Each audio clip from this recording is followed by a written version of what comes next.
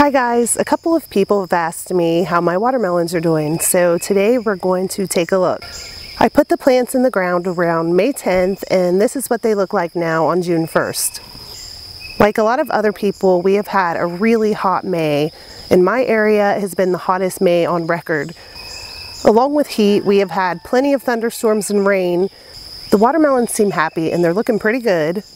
The leaves are really large and healthy, the vines are growing, and I'm starting to see both male and female flowers on the plants. When I planted them, I amended my soil with compost, I added some blood meal, and I mixed in some granular fertilizer.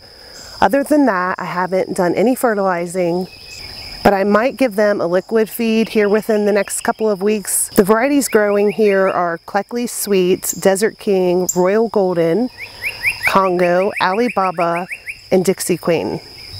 I believe that Baker Creek sells all of these varieties if anyone is interested in growing them. And I also have this little volunteer Klondike Stripes Blue Ribbon. Last year it rotted in the garden and left some seeds behind. If it gets big enough to produce fruit, it will be really fun to see what we get because there's a high chance that it cross-pollinated with one of my other watermelon varieties. But I don't know if it'll get that far because on one side we have a much larger watermelon vine growing, and on the other side I have a tomato plant growing.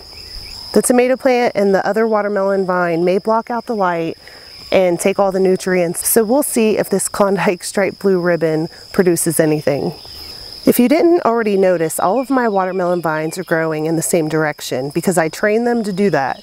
If you're growing in a small space and you don't want your vines rambling out into your lawn and other certain areas of your garden, all you have to do is carefully point them in the direction that you want them to grow. Since this vine is still small, I can just kind of move the entire vine.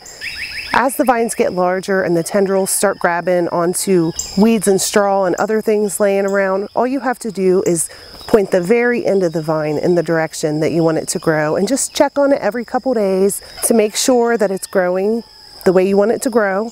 Once the vines get larger, you can ramble them around other plants like tomatoes and things like that, but you want the majority of the plant getting as much sunlight and nutrients as possible.